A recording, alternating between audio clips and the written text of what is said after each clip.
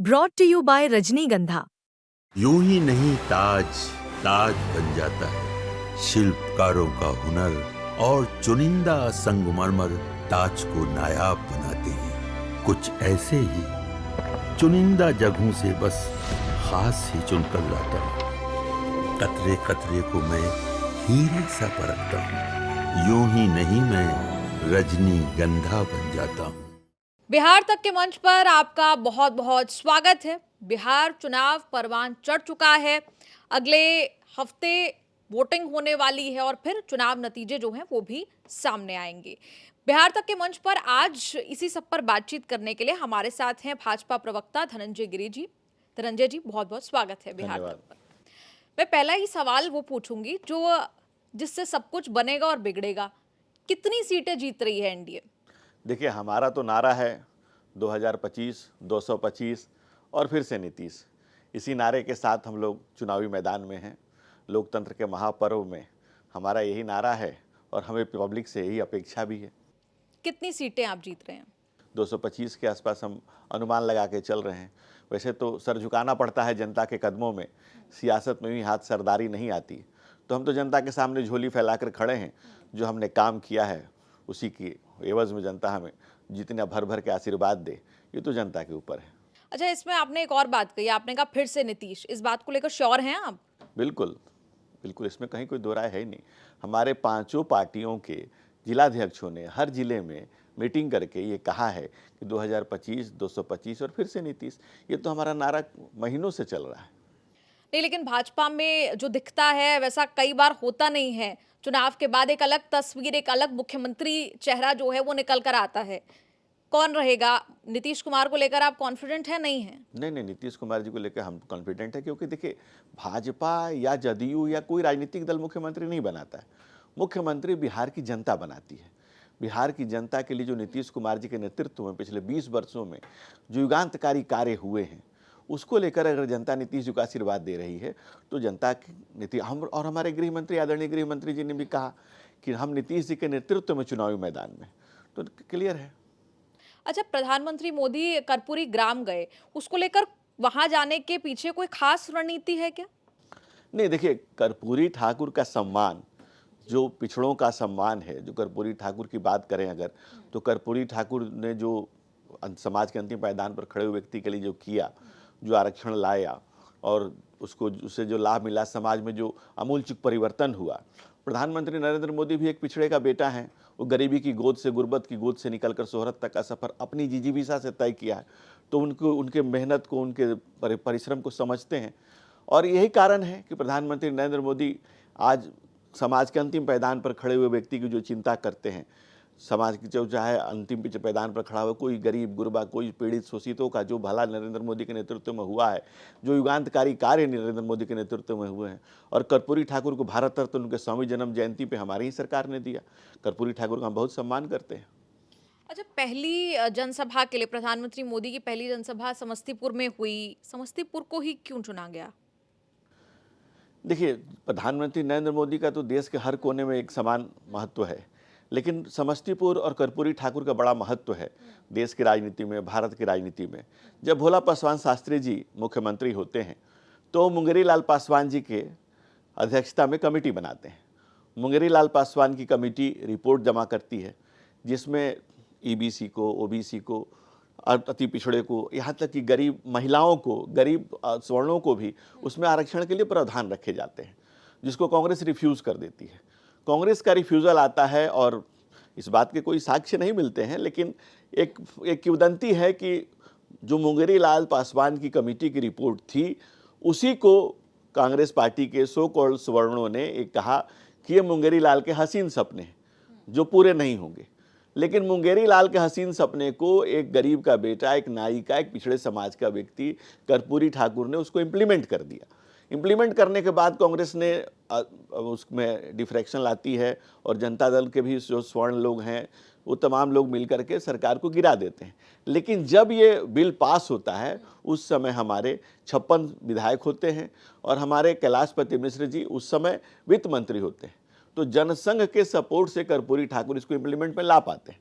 और इसीलिए मैं कहूँगा कि अब कोई ये ना कहे कि मुंगेरी लाल के हसीन सपने, क्योंकि मुंगेरी लाल को उस हसीन सपने को साकार किया है प्रधानमंत्री नरेंद्र मोदी ने। आज पिछड़ा किसी के लिए किसी दल का पांव पोछ नहीं है, आज उसको स्ट्रेंथन किया जा रहा है। नीतीश कुमार जी ने तमाम ओबीसी ईबीसी को, अति पिछड़ों को जो पंचायत से लेकर के ग्राम स्वराज में जो आरक्षण दिया है, उसे जो समाज का ढांचा बदला है, जो स्ट्रेंथन हुआ है, तो सच कहूँ तो मुंगेरी लाल के सपने आज साकार हुए हैं और आकार लिए हैं नरेंद्र मोदी और नीतीश कुमार जैसे लोगों के नेतृत्व में।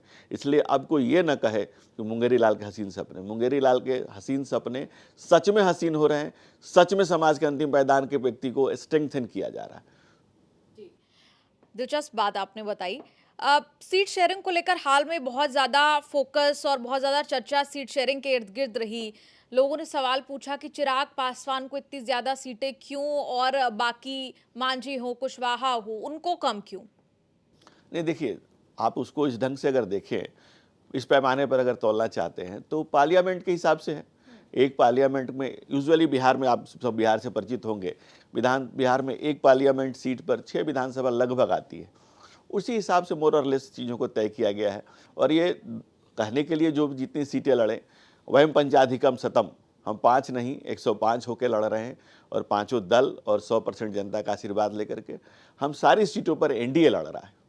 अच्छा, आपने अभी बताया कि नीतीश कुमार के नेतृत्व में चुनाव लड़ रहे हैं, लेकिन अब तमाम जो एनडीए के नेता हैं वो कह रहे हैं कि नीतीश कुमार मुख्यमंत्री होंगे, क्योंकि ये बात अब तक कही नहीं जा रही थी। दूसरी चीज़ कि अगर भाजपा कहती है कि हम नाम ऐलान नहीं करते थे, आपने तमाम राज्यों में चुनाव लड़े, आपने नाम ऐलान के साथ हरियाणा में आपने लड़ा, ईबीसी का अच्छा वोट मिला, तो यहाँ पर क्या मजबूरी है? क्या ईबीसी वोट बीजेपी से ज़्यादा अभी भी नीतीश कुमार के साथ है, इसलिए आपको वो नाम ऐलान करना पड़ रहा है? और अब तक ये बात क्लैरिटी से क्यों नहीं कही जा रही थी? नहीं, देखिए, नीतीश जी और हमारा जब अलायंस हुआ तब भी नीतीश जी की सीटें कम थी, हमारी ज़्यादा थी, तो हमारा एक नेचुरल अलायंस है। और नीतीश जी भी कहते हैं कि श्रद्धेय अटल बिहारी वाजपेयी ने उनका सिलेक्शन किया था और कहा था कि अब जाइए बिहार को सुधारिए, बिहार की जो दुर्दशा थी, बिहार के जो पिछड़ापन था, बिहार में जो कहते हैं ना कि हम लाए हैं बिहार को, वहाँ से निकाल के गोली मारते थे अपराधी दिन दहाड़े कपार में, तो वहाँ से निकाल करके बिहार को हम लोग लाए हैं। और ये तो घटना पिछले बार भी घटी, 2020 में जब नीतीश जी की सीटें कम आई, बावजूद उसके मुख्यमंत्री बने। तो हमारा तो नेचुरल अलायंस है नीतीश कुमार और आप कह रहे हैं कि क्राइम से निकाल के बाहर लाए, आपके ये अलायंस के सहयोगी थे चिराग पासवान, जो कि सीट शेयरिंग से पहले कह रहे थे कि लॉ एंड ऑर्डर बिल्कुल बर्बाद है बिहार का। नहीं, उन्होंने एक घटनाक्रम में कहा था, जो एक बिजनेसमैन की हत्या हुई थी उसमें बिल्कुल, और एक अस्पताल में हत्या हुई थी, उसमें उन्होंने कहा है कि लॉ एंड ऑर्डर को ठीक करने की ज़रूरत है और ये तो एक प्रक्रिया है, इसको बिल्कुल हमेशा सतत ठीक करने की ज़रूरत है। मैं 2 बातें कहूँगा आपसे। क्राइम में 2 चीज़ें होती है, प्रिवेंशन ऑफ क्राइम और डिटेक्शन ऑफ क्राइम। हम मानते हैं कि कुछ चीज़ों में चूक हुई, प्रिवेंशन ऑफ क्राइम में थोड़ी कमी हुई हो, लेकिन हमारी पुलिस का डिटेक्शन ऑफ क्राइम का आप रेट देखिए। सोने के व्यापारी के यहाँ चोरी होती है और घंटे भर में पकड़ लिया जाता है। आप जो गोली चलती है, जो अपराधी जो भी करते हैं, डिटेक्शन ऑफ क्राइम इतना फास्ट है कि आप देखे होंगे धीरे धीरे प्रिवेंशन ऑफ क्राइम पर भी पुलिस ने ध्यान दिया और क्राइम का को एकदम से कंट्रोल किया गया है बिहार में। क्राइम को कंट्रोल किया गया, लेकिन आपके सहयोगी जदयू में मोकामा सीट पर बाहुबलियों को टिकट दिया जा रहा है, तो ये कैसे बैलेंस कर रहे हैं आप? देखिए, सहयोगी बाहुबली की जहाँ तक बात कर रहे हैं, वो लगातार लंबे समय से चुनाव जीतते आ रहे हैं और शायद जनता का उनको समर्थन मिला है। और हमारे समाज ने तो रत्नाकर को भी वाल्मीकि के रूप में स्वीकार किया है। अगर कोई समाज की मुख्य धारा से जुड़ना चाहता है, अपने पीछे के इतिहास को छोड़ करके समाज की सेवा करना चाहता है, तो ये समाज जो स्वीकार करता है बड़े मन से। हम लगातार अभी बिहार में ग्राउंड पर थे और कई सारी चीज़ें हम लोग जब ऑब्जर्व कर रहे थे, तो एक चीज़ नज़र आई कि आपके यहाँ बिहार में यहाँ पर जिस तरीके से जनस्वराज ने अपने आप को बिल्ड किया है, तो सीधा सीधा ये दिख रहा था कि जनस्वराज को जो लोग समर्थन कर रहे हैं वो कहीं ना कहीं एनडीए के कोटे से वो चीज़ कमी होगी, यानी कि एनडीए को नुकसान होगा। उस चीज़ को कितना आकलन मान रहे हैं? देखिए, भीड़ और वोट में अंतर है। कोई भी राजनीतिक दल, असहमतियों का सम्मान ही लोकतंत्र है। वो प्रशांत किशोर जी हो, जनस्वराज हो या कोई भी राजनीतिक दल हो, हर कोई स्वतंत्र है। बाबा साहब डॉक्टर भीमराव अम्बेडकर के दिए गए संविधान की ताकत है कि कोई भी व्यक्ति इंडिविजुअल भी लड़ सकता है, वो किसी पार्टी से भी आकर लड़ सकता है, अपने विचार जनता के बीच में रख सकता है। लेकिन एक चीज़ तय है कि भीड़ और वोट का अंतर है और वो आपको चुनाव के नतीजों में समझ में आ जाएगा। नहीं, भीड़ और वोट का आप अंतर बता रहे हैं, लेकिन वही प्रशांत किशोर ने नरेंद्र मोदी को भी चुनाव जितवाए, भारतीय जनता पार्टी को तमाम चुनाव जितवाए, तो इस बार वो मतलब आप उन्हें शून्य आंक रहे हैं क्या? नहीं, मैंने क्या कहा कि भीड़ और वोट में अंतर होता है। चुनाव आने दीजिए, हम अभी से क्या बताएं क्या हमारे दिल में, वक्त आने दे आसमां, आपको दिख जाएगा कि क्या हमारे दिल में है और क्या बिहार वासियों के दिल में है। 2020 में विधानसभा जो बिहार में हुआ उसमें भारतीय जनता पार्टी और जो उसका गठबंधन था एनडीए, उसके सामने तेजस्वी थे और कुल 12,500 वोटों को अंतर था अगर आप पूरा चुनाव देखेंगे। उस समय प्रशांत किशोर नहीं थे, लेकिन प्रशांत किशोर इस बार हैं। लेकिन उस समय भाजपा के साथ चिराग पासवान नहीं थे, लेकिन इस बार भाजपा के साथ चिराग पासवान है। ऐसे में अगर प्रशांत किशोर जो अन्य लोगों को वोट मिलता था वो सारे वोट इकट्ठे उनको मिल जाए और वो ऐसा समझ भी रहे हैं कि वो सारे वोट उन्हीं को मिलेंगे जो अन्य को जाते थे, साथ में अगर अगड़ा और मुसलमानों का वोट भी उनको मिल गया, ऐसे में फिर एनडीए के लिए कितना बड़ा डेंट है ये? देखिए, ये तो उनको भी पता है कि क्या होने वाला है, इसीलिए वो आपको हमेशा कहते हैं कि अर्श पर या फर्श पर, क्योंकि उनको पता है, मोटे तौर पे उनको भी आइडिया है और आपको भी आइडिया और हमको भी आइडिया है। बिहार में जो सतत प्रक्रिया है, चुनाव है, विकास जो है एक सतत प्रक्रिया है। बिहार को उस अंधेरे से निकाल कर हम लोग लाए हैं, 32,000 करोड़ की इकोनॉमी को 3,17,000 करोड़ तक लाए सर, हैं। ऐसा आज जीविका दीदियों को, बहनों को, सबको स्ट्रेंथन किया गया, चमचमाती हुई सड़कें, कुलाचे भरते हुए फ्लाईओवर। आप जो बिहार का विकास है वो दिखता है, विजिबल है। हमारे जो 1,40,00,000 जीविका दीदी हैं, ये समाज को कैसे ट्रांसफॉर्म कर रही हैं, कैसे महिला सशक्तिकरण हो रहा है, कैसे गांधी के ग्राम स्वराज के सपने को साकार किया जा रहा है। तो ये हम वाचन का नहीं, कर्मणा का राष्ट्रवाद है, ये कर्मणा का विकास है। जो पीके कर रहे हैं, कोई भी कह रहा है, वो सिर्फ अभी कह रहा है, लेकिन हम पिछले 20 वर्षों से कर रहे हैं। सर, ऐसा 2014 में कांग्रेस को भी दिल्ली में यही लगता था कि उन्होंने बहुत काम किया है, बहुत फ्लाईओवर्स बनाए हैं और बहुत ज़्यादा विकास किया है, और उस चुनाव में कांग्रेस एक सीट भी नहीं जीत पाई थी और उसके बाद 3 चुनाव हो गए और कांग्रेस एक भी सीट नहीं जीत पाई है। तो सर, ये तो कहना बहुत ही ज़्यादा जल्दीबाजी होगी कि वो या तो अर्श या फर्श, लेकिन अगर जो काम दिल्ली में केजरीवाल के साथ हुआ वो काम बिहार में प्रशांत किशोर क्यों नहीं कर सकते? और वो उनके पास तो इतना अनुभव भी है कि उन्होंने कई पार्टियों को कई राज्यों में चुनाव जिताए हैं, जिसका सीधा एग्जांपल आपके खुद नीतीश कुमार हैं। नीतीश कुमार का खुद उन्होंने कैंपेनिंग का काम देखा है। तो ऐसे में आप प्रशांत किशोर को कैसे जीरो में आंक सकते हैं? नहीं, मैं किसी को जीरो नहीं कह रहा हूँ, किसी को हीरो भी नहीं कह रहा हूँ। मैं किसी पर कोई आकलन करने वाला नहीं हूँ। मैं ये कह रहा हूँ कि जो परिस्थितियां हैं बिहार की, और प्रशांत किशोर खुद कहते हैं कि या तो मैं अर्श पे रहूंगा या फर्श पे रहूंगा। अगर वो फर्श पे नहीं रहे तो देखिए, जनता जिसको आशीर्वाद देगी वो जीतेगा चुनाव। लेकिन बिहार में जो हम लोग देख रहे हैं, आप भी देख रहे हैं कि एनडीए बड़े मार्जिन से चुनाव जीत रहा है और चुनाव में वक्त बहुत नहीं बचा है, बहुत गुणा गणित का समय बचा नहीं है। अब पब्लिक ने अपना माइंड मेकअप कर लिया है कि भाई विकास के साथ चलेंगे, नीतीश के साथ चलेंगे, नरेंद्र नीतीश की इस जोड़ी के साथ, जिनकी नीति, नियत और निश्चय तय है, बिहार का विकास की पटकथा लिखी जा रही है, उसी को आगे बढ़ाएगी बिहार की जनता। ऐसा ग्राउंड जीरो से हम लोगों को भी अनुभव है। हम लोग जनता के बीच में ही रहते हैं, कोई चुनाव के समय अपनी नाव लेकर नहीं निकलते हैं। 24 घंटा 365 दिन 8 पहर अहरनी सेवा में है। भाजपा का एक कार्यकर्ता प्राणों की वर्तिका बनाकर तिल तिल, क्षण क्षण, पल पल राष्ट्र की सेवा में अपने आप को होम करते रहता है। तो हम जनता के बीच के ही लोग हैं। हम चाय की केतली लेकर के चलने वाले लोग हैं, हम चांदी का चम्मच लेकर नहीं पैदा हुए हैं। इसलिए कि आज समाज के अंतिम पायदान पर का व्यक्ति हमसे जुड़ा हुआ है, इसीलिए आज चाय की केतली चांदी के चम्मच पे भारी पड़ रही है। मतलब इतना आत्मविश्वास, कॉन्फिडेंस देखने को मिल रहा है आपकी बात में, लेकिन ये कॉन्फिडेंस मुख्य तौर पर किन कारणों की वजह से आ रहा है? आपको क्या लग रहा है कि आपकी कौन सी नीतियां हिट हो रही हैं? या फिर अगर हम मुख्य तौर पर बात करें नीतीश कुमार की जो 10,000 वाली महिला रोजगार योजना है, आपको लग रहा है वो गेम चेंजर है क्या? नहीं, जो लंबे समय से किए गए काम है, जैसे 2007 में ही महिलाओं के लिए आरक्षण शुरू हुआ, उसके बाद आप ईबीसी के लिए अलग से पंचायतों में, जिला में, ब्लॉक में जिस तरह से आरक्षण की शुरुआत हुई, तो अति पिछड़ों को जो समाज में प्रतिनिधित्व मिलना शुरू हुआ, जो समाज के अंतिम पायदान पर खड़ा हुआ व्यक्ति था, उसको स्ट्रेंथन जब किया गया, जब इस समाज की पूरी रचना को एक नया आकार दिया गया, तो वो समाज का व्यक्ति जुड़ा। उसने अपनी सरकार में मैं अपनी आप को महसूस किया कि हाँ, ये मेरी सरकार है, मेरा वजूद है। वो तमाम लोग हमसे जुड़े हुए हैं। जो जीविका दीदियों को जैसे हमें मौका मिलता है, तो हम जीविका दीदी को, ड्रोन दीदी को, तमाम तरह की दीदियों को स्ट्रेंथन करते हैं। प्रधानमंत्री लखपति दीदी योजना चलाते हैं। लेकिन जब राहुल गांधी को मौका मिलता है तो अपनी दीदी को राज्यसभा या लोकसभा भेजने की कोशिश करते हैं। जब तेजस्वी जी को मौका मिलता है तो अपनी बड़ी बहन को, छोटी बहन के लिए कोशिश करते हैं, वो अपनी दीदी का प्रयास करते हैं। हम समाज की महिलाओं को जोड़ने का प्रयास करते हैं, इसीलिए समाज हमसे जुड़ता है। नहीं, लेकिन चुनाव से पहले नीतीश कुमार बैंकों में पैसा डाल रहे हैं, लोगों को भरोसा हो रहा है उन पर और ज्यादा। लेकिन विपक्ष का ये कहना है कि ये तो वोट खरीदने जैसी बात है। नहीं देखिए, ये तो कोई आज नहीं किया जा रहा ना। आज बिहार में पुलिस में सबसे ज़्यादा महिलाएं हैं, तो कोई एक दिन में तो नहीं भर्ती हो गई हैं। 23,000 करोड़ की इकोनॉमी 3,17,000 करोड़ हो गई है, तो इसको 20 साल लगे हैं करने में। आज बिहार में इतने सारे सड़क बने हैं, इतने सारे फ्लाईओवर बने हैं, 1,86,00,000 लोगों को नल से जल मिला है। आप प्रधानमंत्री योजना में जिसमें 4 करोड़ घर बने हैं, उसमें 1.25 करोड़ के लगभग घर बने हैं। 25 करोड़ लोग यूएनडीपी का डाटा है कि गरीबी रेखा से ऊपर आए हैं, उसमें 2.5 करोड़ लोग बिहार के गरीबी रेखा से ऊपर आए हैं।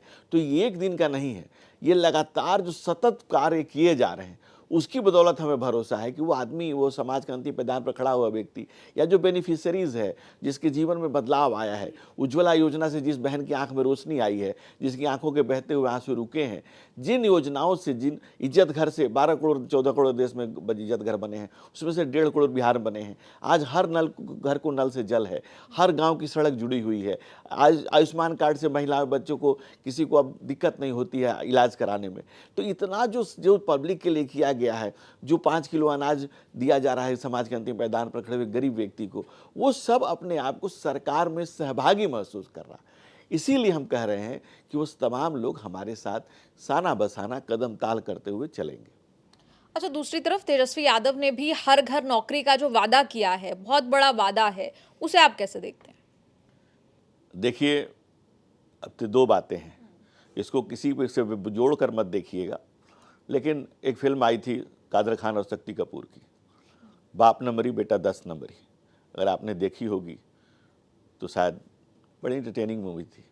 दूसरी बात, अगर तेजस्वी जी ये कहते हैं कि मैं हर घर को नौकरी दूंगा, तो लोग डर जाते हैं बिहार, क्योंकि उनके गले में पहले से नौकरी के नाम पर दूसरों की ज़मीन, मकान, घर द्वार सब उनके गले में माला के तौर पर लटका हुआ है। जिसको भी उन्होंने ज़मीन, अपनी ज़मीर उनके पास है नहीं, इसलिए जिसको नौकरी दी उसकी ज़मीन जायदाद ले रखें। और कोर्ट से प्रूव हो गया, अब तो कोर्ट ने कहा कि कोर्ट ने उन चार्ज को फ्रेम कर दिया, उन पर केस चलेगा अब। सर, ये जो अभी निधि ने सवाल पूछा, इसी का ही एक्सटेंशन है। मैं कुछ आंकड़ों के सामने आपके ज़रिए पेश कर रहा हूँ। बिहार में तकरीबन 2,83,00,000 परिवार हैं, जिनमें से 20 लाख के पास अभी नौकरी है, और 2,63,00,000 परिवार अभी ऐसे हैं जिनके पास नौकरी सरकारी नहीं है। इनमें से अगर तेजस्वी यादव हर परिवार को एक नौकरी देने का वादा कर रहे हैं, तो इसका मतलब 2,63,00,000 लोगों को वो नौकरी देने की बात इस समय कर रहे हैं।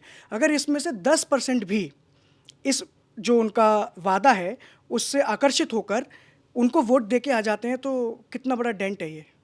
देखिए, सबसे बड़ी बात समझिए, तेजस्वी जी ने अपनी यात्रा शुरू की, उसमें क्या कहा? पढ़ाई लिखाई, कमाई, दवाई। जब ये सारे हथकंडे फेल हो गए भाई, तो उन्होंने कहा कि हर घर को नौकरी देंगे। इस पर भी किसी ने अटेंशन नहीं दिखाई। तो उन्होंने 2 दिन पहले क्या कहा? वक्फ बिल को फाड़ के फेंक देंगे। तो उन्होंने उस लोगों को क्या, जो मुसलमानों को बंधुआ मजदूर समझने वाले और वोट बैंक समझने वाले, तेजस्वी जी को लगा कि अब ये कोर वोट बैंक भी हमसे छिड़क रहा है, चूंकि AIM ने कहा कि भाई मुसलमान को कद्दू और किसको लड्डू और क्या क्या तमाम चीज़ें जो निकल के जूता पैजार उनमें आई।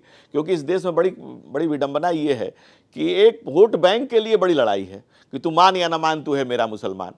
इस स्थिति को लेकर के तेजस्वी जी ने ये वक्त पर नया बाण छोड़ा। अब ये भी जब फेल कर रहा है, तो तेजस्वी जी चुनाव आते आते अगर कहने लगे कि मैं तारे तोड़ कर लाऊंगा, जो तेजस्वी जी तरबूजा और तजुर्बा में फ़र्क तो समझते नहीं हैं, इतना भी उनको समझ के अभाव है। ऐसा कई बार आपने देखा होगा मंचों से। लेकिन तेजस्वी जी अगर अब कह दें कि मैं तारे तोड़ के ला रहा हूं ज़मीन पर, फिर भी कोई उन पर भरोसा नहीं करेगा। ये उनकी तड़प है, जो उनको समझ में आ गया है कि वो चुनाव को बुरी तरह से हार रहे हैं। हार की हताशा में ये सब कहते जा रहे हैं। सर, सोशल मीडिया का आज के युग में बहुत बड़ा इन्फ्लुएंस होता है, और परसेप्शन की राजनीति वहीं से ही बनती है। इस समय सोशल मीडिया पे एक बहुत बड़ा बज़ ये है कि नीतीश कुमार अगले एकनाथ शिंदे होने वाले हैं। अगर ऐसा ही होता है चुनाव के बाद, अगर भाजपा के पास ऐसी नौबत आती है कि वो अपने किसी मुख्यमंत्री को, अपने किसी विधायक को या अपने किसी एक कैंडिडेट को मुख्यमंत्री बनाएंगे, तो आपकी नज़र में अभी एक ऐसा कौन सा नाम है भाजपा से जो अगला मुख्यमंत्री बन सकता है? मतलब मैं जानना चाहता हूँ एक नाम, वो जो केंद्रीय जो संसदीय बोर्ड जो तय करेगा वो बात की बात है, लेकिन आपकी नज़र में तो कोई एक नाम होगा। नीतीश कुमार, बिहार में सिर्फ और सिर्फ नहीं, वो तो नीतीश। जेडीयू से हैं, बीजेपी से। जो बिहार में हमारा तो पांचों दल एक समान है ना, हम कोई उंगली छोटी है कोई बड़ी लेकिन है। इस इंटरव्यू को रिवाइंड कर सकते हैं ना हम 14 नवंबर के बाद। बिल्कुल, इसमें कहीं कोई शक शुबा है ही नहीं। ठीक। अच्छा, आपके जो विधानसभा अध्यक्ष नंदकिशोर यादव जी थे, आपने उनका टिकट काट दिया, तमाम बातें कहेंगी, उम्र है, और जबकि तमाम सीटों पर भाजपा ने उन कैंडिडेट्स के टिकट नहीं काटे जो कई बार से जीतते आ रहे हैं, उम्र दराज भी हो गए हैं, तो आखिर सिर्फ नंदकिशोर यादव को ही क्यों हटाया गया? नहीं, देखिए भारतीय जनता पार्टी में तो जो कल्चर है, पद नहीं दायित्व होता है। अलग अलग लोग अलग अलग समय अलग अलग दायित्व बोध से बंधे होते हैं। जिसको जिस समय जो दायित्व का निर्वहन करने के लिए कहा जाता तो है, क्या वो दायित्व करता है। यादव है इसलिए उनका नाम हटा दिया गया? बहुत से यादव भारतीय जनता पार्टी से लड़ रहे हैं। नित्यानंद राय बिहार में गृह राज्य मंत्री हैं भारत सरकार में। तो ऐसा नहीं है, जब जिसकी जरूरत पार्टी जिस जगह पे समझती है उसको वो कार्य दे देती है। उनके लिए कोई और कार्य पार्टी ने सोचा होगा, संगठन ने सोचा होगा, उनको कोई और कार्य दिया जाएगा। अच्छा, आपने लगातार अभी कहा कि चम्मच, चांदी की चम्मच, ये तमाम चीज़ें, आपके जो सहयोगी हैं चिराग पासवान भी उसी डायनेस्टी पॉलिटिक्स से आते हैं। उपेंद्र कुशवाहा हैं आपके सहयोगी, उन्होंने अपनी पत्नी को टिकट दिया। आपके जीतन राम मांझी, उन्होंने भी परिवार में कई सारे टिकट दिए। आपके जदयू में भी तमाम मंत्री हैं जो कि सांसद हैं, उनके बच्चे भी सांसद हैं। तो ये जो आप आरोप लगाते हैं, तो आप ये नहीं देखते कि हमारे यहाँ भी तो वही कल्चर है? देखिए, भारतीय जनता पार्टी बिहार में सामाजिक समरसता के लिए, समाज को सभी वर्गों को जोड़ने के लिए अलग अलग दलों से हमारा अलायंस है। हम अपनी विचारधारा के लिए स्वतंत्र हैं, हम अपने विचार को लेकर के चलते हैं और असहमतियों का सम्मानित तो लोकतंत्र है, हम कहीं असहमत भी हो सकते हैं। इसीलिए हमारे गठबंधन का नाम एनडीए है, नेशनल डेमोक्रेटिक अलायंस। हम डेमोक्रेट हैं भाई, उनके यहाँ जरूरत वो समझते हैं कि इस सीट पर उनका यही कार्यकर्ता जीतेगा तो वो अपना कार्यकर्ता खड़ा करते हैं। राहुल गांधी अभी बिहार में जब उन्होंने वोटर अधिकार यात्रा निकाली तो तमाम आरोप लगाए कि नाम कटे हैं, शोषण हो रहा है लोगों का। इस पर आपका क्या कहना है? दूसरी चीज़, जो राहुल गांधी अब से कई दिनों पहले तक जो जातिगत जनगणना का मुद्दा उठा रहे थे और आपकी पार्टी, केंद्र सरकार ने ऐलान कर दिया कि जातिगत जनगणना करवाएंगे, तो वो जातिगत जनगणना होगी कब? इन दो सवालों पर आपका जवाब। देखिए, जातिगत जनगणना कब होगी तो नोटिफिकेशन आ चुका है कि जातिगत जनगणना कब होगी। दूसरी बात, बिहार में जब जातिगत जनगणना सबसे पहले हुई तो हम और नीतीश जी साथ से थे। हम लोग दोनों के मुख्यमंत्री, हमारे दो मुख्यमंत्री थे, तमाम लोग थे। नोटिफिकेशन उस समय आ गया था, नोटिफाई सरकार ने कर दिया था। उसके बाद नीतीश जी ने चले गए किसी कारण से और उसके बाद सर्वे उस समय हुआ जब वो आरजेडी के साथ थे, लेकिन नोटिफाई हमारे साथ ही हो गया था। तो ये भारतीय जनता पार्टी और नीतीश कुमार ने मिलकर किया था। इसके बाद हमारी सरकार ने इसको किया। राहुल गांधी की जहाँ तक अब बात करते हैं, राहुल गांधी भारत जोड़ो यात्रा करते हैं, लेकिन राहुल गांधी नहीं समझते हैं कि भारत तो जुड़ा हुआ है। उनकी दादी के पिताजी ने जब भारत को जहाँ तोड़ा था, जब नेहरू और उस समय के जिन्ना और जवाहर ने अपने अपने हिस्से के हिंदुस्तान को बांटा, उस समय के बाद तो भारत जुड़ा हुआ है। भारत से जुड़िएगा कब? जरूरत है उनको भारत से जुड़ने की यात्रा निकालनी चाहिए। भारत से जुड़ नहीं पा रहे हैं। भारत से अगर जिस दिन जुड़ जाएंगे, जिस दिन इस मिट्टी के हो जाएंगे और जिस भारत जोड़ो यात्रा निकालते हैं, तो जॉर्ज पुनिया को लेकर चलते हैं जो कहता है कि मैं धरती पर पैर नहीं रखता हूँ, मेरे पैर मैले हो जाते हैं। भारत माता को डाइन कहने वाले और तमाम इस तरह के लोगों के साथ जब यात्रा करते हैं तो पब्लिक को उन पर भरोसा नहीं होता। और दूसरी बात, राहुल गांधी को अब देखेंगे हमेशा बदलते रहते हैं। कभी कहते हैं कि वोट चोरी हो गई, कभी उन्हें ईवीएम पर 3 साल तक तकरार चली है, वोट चोरी पर सुप्रीम कोर्ट तक से उनको फटकार लगी है। तमाम तरह के राहुल गांधी 91 चुनाव हार चुके हैं और शायद 92वां हारने की तैयारी बिहार में उनकी हो चुकी है। सर, प्रधानमंत्री नरेंद्र मोदी पसमानदा मुसलमानों को आगे बढ़ाने की राजनीति करते हैं और कहते हैं कि मुसलमानों की भी भागीदारी होनी चाहिए। आपने 101 टिकट बांटी हैं, आपने कितने मुसलमानों को टिकट दिया है? देखिए, दुनिया के जितने बड़े विचारक हुए, मार्क्स हुए, मिल्सी हुए, मैकफरस हुए, प्रोफेसर लास्की हुए, बाबा साहब डॉक्टर भीमराव अम्बेडकर, ज्योतिबा फुले, महात्मा गांधी, इन सारे विचारकों का सार तत्व आदरणीय प्रधानमंत्री नरेंद्र मोदी जी ने एक शब्द के रूप में दिया। वो शब्द मंत्र है, आने वाली पीढ़ियां उसमें मंत्रणा करेंगी। वो है सबका साथ, सबका विकास, सबका विश्वास और सबका प्रयास। उसी बात पे आता हूं मैं। दूसरी बात, अगर आप कहें तो अब संविधान की शपथ लेने वाले को बदल देना चाहिए। बाबा साहब डॉक्टर भीमराव अम्बेडकर ने अगर ये सोचा होता तो संविधान की किसी कंडिका में वर्णित करते कि धर्म के आधार पर इतना इतना टिकट दिया जाए, तो हम धर्म के आधार पर टिकट देते। जो आदमी संविधान की शपथ लेता है वो जाति धर्म से ऊपर उठ जाता है कि मैं भारत के संविधान की शपथ लेता हूँ, विधि द्वारा स्थापित भारत के संविधान में सच्ची श्रद्धा और निष्ठा रखूंगा, और जो इस कार्य मेरे लिए लाया जाएगा उसे जाति धर्म मजहब से ऊपर उठ के करूंगा, तो फिर बाबा साहब के संविधान को बदला जाए या उनकी शपथ को बदला जाए। जो व्यक्ति किसी पद पर पदासीन हो जाता है वो जाति धर्म से ऊपर उठ जाता है। हम लोगों ने तो प्रेमचंद की पंच परमेश्वर भी आपने पढ़ी होगी, नहीं पढ़ी होगी तो पढ़िएगा। जो व्यक्ति पंच हो जाए, सरपंच हो जाए, मुखिया हो जाए, विधायक हो जाए, सांसद हो जाए, मंत्री हो जाए, मुख्यमंत्री हो जाए, प्रधानमंत्री हो जाए, किसी जात संप्रदाय का नहीं रह जाता, वो सबका हो जाता है। कि हम पिछड़े समाज से आते हैं, पिछड़े समाज से आते हैं, लेकिन सिर्फ पिछड़े समाज के लिए काम नहीं करते। सर, ये पार्टी का संविधान और देश का संविधान बहुत अलग अलग चीज़ें हैं। ठीक है सर, देश का संविधान को आप पार्टी के संविधान के साथ मिलकर हम नहीं देख सकते एक साथ। इसीलिए मैंने आपसे सवाल पूछा कि एक भी मुसलमान नहीं मिला आपको। कहो रहीम कैसे हो केर बेर के संग, हम तो लिप्टन चाहत हैं, तुम फाड़त हो अंग। हम एक कदम बढ़े तो एक कदम उधर से भी बढ़े, फिर तो बात टिकट तक आए। उनसे भी पूछिए कि टिकट आपको क्यों नहीं मिलता है। नहीं, आप फिलहाल बता दीजिए सवाल जो हर्ष ने पूछा कि मुसलमान भागीदारी क्यों नहीं।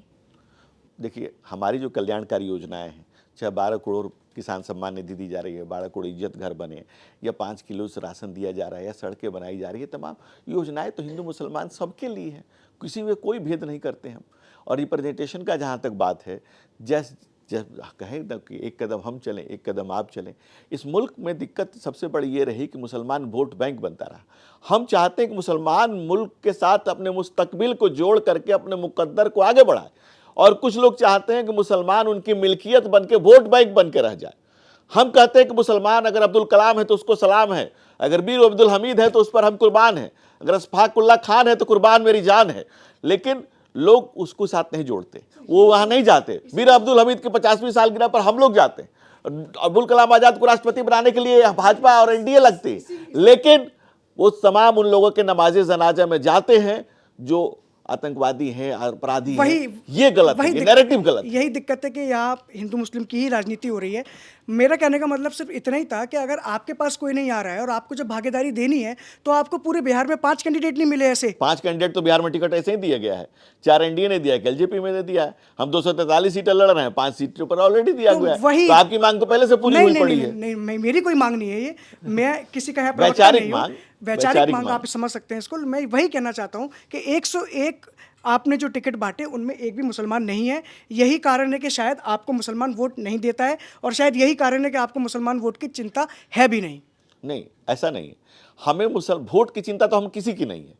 हम किसी के वोट की, हम सबकी सेवा करते हैं, सबकी सेवा करते हैं। इसलिए प्रधानमंत्री के वाक्य को हम सूत्र वाक्य समझते हैं। नरेंद्र मोदी का दिया हुआ ये मंत्र है, और ये पीढ़ियां, आने वाली पीढ़ियां इस पर मंत्रणा करेंगी। ये महामंत्र होगा, सबका साथ, सबका विकास, सबका विश्वास, सबका प्रयास। एक दिन मुल्क का मुसलमान अपने मुस्तकबिल को जगाने के लिए, अपने मुस्तकबिल को सही दिशा में लाने के लिए मोदी से जुड़ेगा, मुल्क से जुड़ेगा, और हमारी पार्टी से भी जुड़ेगा, और हमें वोट भी करेगा। जब उसको महसूस हो जाएगा कि भाई जो हम पालकी ढो रहे हैं, या जिन लोगों ने हमें बंधुआ मजदूरी करा रखी है, या जिन लोगों ने हमें डरा कर रखा हुआ है, वो मेरे मुस्तकबिल के लिए ठीक नहीं है। यही कारण है कि आपने शाहनवाज हुसैन साहब को भी टिकट नहीं दिया, लेकिन अगर चुनाव जीत जाएंगे तो मंत्री बना देंगे। नहीं, देखिए ऐसा है, हम लोग बिहार में भी एनडीए पिछली बार सरकार में था, कोई नहीं था हमारे यहाँ। फिर एक दूसरे पार्टी में एक सज्जन अकेले जीते थे, जमा खान साहब, उनको बुला के मंत्री बनाया गया। यूपी में भी मंत्री बनाया गया। रिप्रेजेंटेशन देने का हमारा पूरा प्रयास होता है, और हम देते हैं। हिंदू वोट ना टूटे इसलिए तब टिकट मत दो, लेकिन बाद में जब सरकार बन जाए तो रिप्रेजेंटेशन दे दो। देखिए, आप जानते हैं देश में हिंदू वोट बैंक नहीं है। ये कोई भी किसी भी आलिम फाजिल विद्वान से, किसी से भी पंडित से पूछिए, मौलाना मुफ्ती मुकर्रम किसी से पूछाइए, क्या हिंदू वोट बैंक है बिहार देश में? नहीं है। हिंदू वोट बैंक बन ही नहीं सकता। क्या कहता है हिंदू? क्या कहता है? सर्वे भवन्तु सुखिनः, सर्वे सन्तु निरामया, सर्वे भद्राणि पश्यन्तु मा कश्चित् बाल भवेत्। जो सबके कल्याण की कामना करता है, वोट बैंक बन ही नहीं सकता। वोट बैंक आप तब बनाते हैं जब वो एक दिशा में चलने की बात करता है, एक किताब, एक व्यक्ति, एक दिशा, एक यही रास्ता है, वहाँ पर उसको आप जोड़ते हैं, उसको आप अफ्रेड करते हैं, उसको आप डराते हैं। ये गलत है। हम मुल्क के मुसलमान को मुल्क के साथ जोड़ने की बात करते हैं। जी धनंजय जी, आजकल बहुत लोग जो हैं वो भविष्यवाणी चुनाव की पर्ची पर लिख कर दे रहे हैं। आप ये लिख कर कह सकते हैं नीतीश कुमार ही मुख्यमंत्री बनेंगे? ये तो दीवार पर लिखी हुई इबारत है कि नीतीश जी फिर से मुख्यमंत्री बनेंगे, 10वीं बार उनकी शपथ होगी। 14 नवंबर अब चचा नेहरू के लिए नहीं, तेजस्वी जी चचा चचा कहते रहते हैं, अब तेजस्वी जी के चचा नीतीश के लिए जाना जाएगा। 14 नवंबर को 10वीं बार ओथ लेकर के इतिहास बनाएंगे, नया दौर कायम करेंगे। चलिए, ये बात ऑन रिकॉर्ड है बिल्कुल। धनंजय जी, बहुत बहुत शुक्रिया बिहार तक के मंच पर आने के लिए, हमें समय देने के बहुत लिए। धन्यवाद आप सबों का। जी, तो हमारे साथ भाजपा प्रवक्ता धनंजय गिरी जुड़े हुए थे। अगली बार एक नए मेहमान से मुलाकात होगी।